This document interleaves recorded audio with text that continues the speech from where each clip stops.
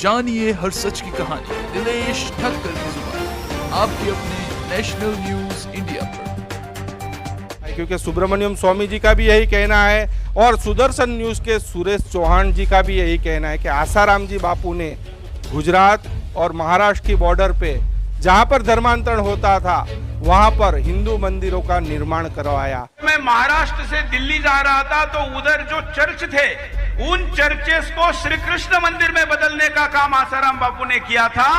तो मैंने उनको कहा था कि ये ईसाई आपको छोड़ेंगे नहीं, ये आपको जरूर किसी ना किसी केस में फंसाएंगे। आसाराम बापू गुजरात में वो जो धर्म परिवर्तन हो रहा था उसको विरोध कर रहे थे और लोगों को वापस ला रहे थे। तो उसमें जो इन लोगों ने जो लोग मिल करके उनको झूठा आरोप लगा करके उनको जेल भेजा। अपराध हुआ जो तथाकथित अपराध जिस पर उनको जेल जाना पड़ा वो झूठा था। को यही हनुमान मंदिर है। 2009 में इस मंदिर की स्थापना हुई थी। उद्देश्य यही है कि हिंदू सनातन धर्म के प्रति लोग जुड़े रहे, दूसरे धर्म में लोग ना जाए, क्योंकि ऐसा विस्तार है यहाँ पर कन्वर्जन के काम काफ़ी पैमाने पर होते हैं। यहाँ आसपास भी काफ़ी सारे चर्च है। तो उसके बीच मतलब संत आसाराम जी बापू की प्रेरणा से संत आसाराम जी बापू के साधकों ने हनुमान मंदिर का निर्माण किया। आसाराम बापू की प्रेरणा से ही यहाँ पे मंदिर बना है। हाँ, ये भी बना है। यहाँ पे जो भी अच्छी जो बाबत है, सत्संग हो रहा है, सब आसाराम बापू की देन है।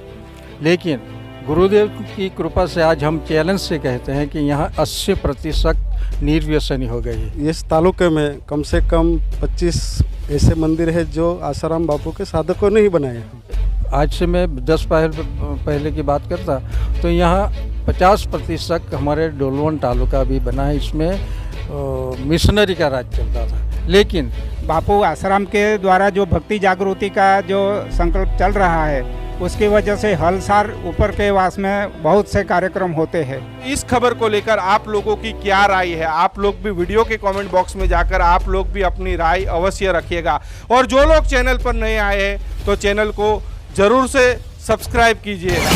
आप इस गाँव के सरपंच हो, आज आपके यहाँ आसाराम जी बापू के भक्तों ने आकर कंबल वितरण किए, भोजन प्रसादी गर्मा गर्म खिलाई और सनातन हिंदू धर्म के बारे में लोगों को जागृत किया। क्या कहोगे इसके बारे में?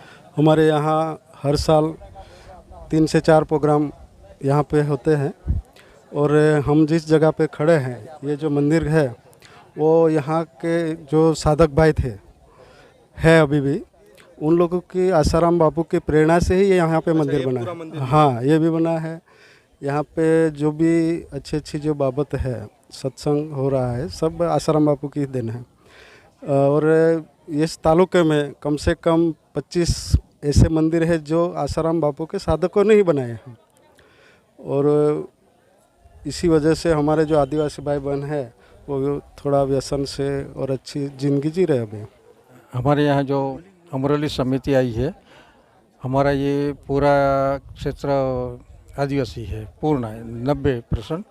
तो इसमें हर साल पाल समिति, वरासा समिति आती है और हमारे गुरुदेव के देवी कार्य को बढ़ाती है। और क्या है, इससे ये फ़ायदा हुआ कि हमारे यहाँ, मेरे हिसाब से मैं यहाँ का स्थानिक हूँ, तो 90% लोग शराब में डूबे रहते थे।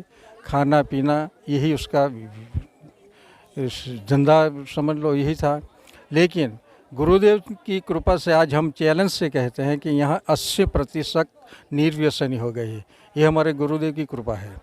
और दूसरी बात कि यहाँ जो आप घूमेंगे, आप आए हैं, ये तापी जिला का आखिरी का गांव है, तो मेरे हिसाब से यहाँ 15-20 मंदिर बने हैं गुरुदेव की कृपा से। तो सरपंच जी ने हाँ, वही नहीं, मैं डोलवन का हूँ। हमारे यहाँ डोलवन के 4 चर्च भी है, लेकिन अभी उसका प्रभाव कम हो गया है। हमारे डोलवन में भी 4 रास्ता में एक माता जी का मंदिर है, मेरा डोडियावाड़ है, वहाँ 3 मंदिर है, हनुमान जी का है और माता जी का बना है।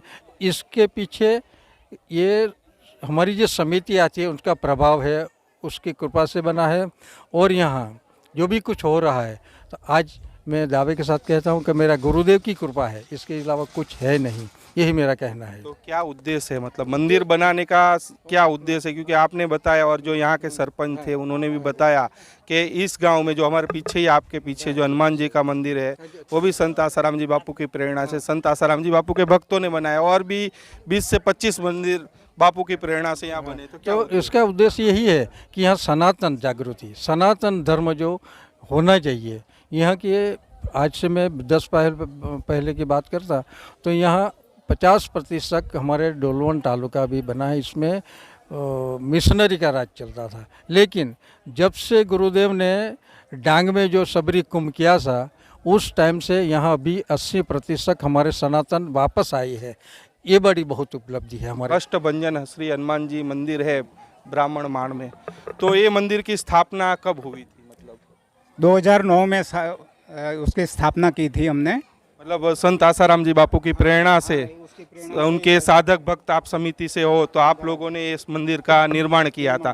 क्या उद्देश्य था? मतलब उद्देश्य में क्या है कि लोगों में भक्ति जागृति हो, सब धर्म के बारे में समझ आए लोगों को, और एक गांव में अच्छा मंदिर बने तो सब पूजा पाठ सब करे।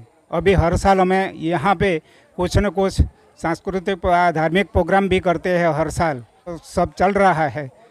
वो जो बापू आश्रम के द्वारा जो भक्ति जागृति का जो संकल्प चल रहा है, उसकी वजह से हर साल ऊपर के वास में बहुत से कार्यक्रम होते हैं। अभी जो है इसी समय पे दिवाली के माहौल में सूरत से 4 समितियाँ आई है जो अलग अलग जगह पे ये कार्यक्रम कर रही है अभी। ऐसे कि यहाँ जो आई थी अमरोली सूरत की समिति थी, उसी तरह एक उधना समिति है, और एक यूपी समिति सूरत, वो भी अभी कार्यरत है डांग परिसर में। एक जो पांडेसरा समिति है जो भी कार्यरत है वांसदा विभाग के गांव में, अभी चल रहा है उसका पूर्णाहुति 30 तारीख को होगा। इसी साइड तो बहुत से चर्च बने हैं गांव में। इस गांव में तो बहुत ज़्यादा है क्रिश्चियन हैं, लेकिन इतना बड़ा प्रभाव नहीं है अभी तक। क्योंकि आपके यहाँ के सरपंच जी श्री ने बताया कि यहाँ तो मंदिर का निर्माण हुआ, लेकिन आसपास 20-25 और बापूजी की प्रेरणा से संत आसाराम जी बापू के भक्तों ने मंदिर का निर्माण किया है। अभी 1 साल हुआ, वो क्या हमने अगले साल जलाराम बापा का मंदिर बनवाया। अगले साल ये प्रथम पुण्यतिथि है उसकी। तो आसाराम जी बापू के साधकों ने जो ये मंदिरों का निर्माण बनाया है वो, हाँ, तो मंदिरों का जो निर्माण किया, तो क्या आसाराम जी बापू का मंदिर बनाया जाता है या फिर गांव वालों की जहां पर आस्था श्रद्धा जुड़ी होती है उसी का मंदिर बनता है? उसी का मंदिर बनता है, वो सही है। उसी तरह से मंदिर बनता है। हमारा गांव में दूसरा जो इलाका है वहाँ पे एक माता जी का मंदिर बनाया है, और दूसरे फलिए में वहाँ भी एक माता जी का मंदिर बन रहा है अभी।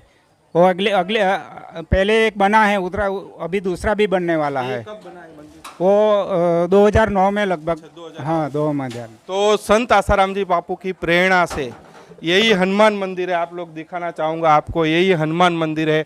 2009 में इस मंदिर की स्थापना हुई थी। उद्देश्य यही है कि हिंदू सनातन धर्म के प्रति लोग जुड़े रहे, दूसरे धर्म में लोग ना जाए, क्योंकि ऐसा विस्तार है यहाँ पर कन्वर्जन के काम काफ़ी पैमाने पर होते हैं।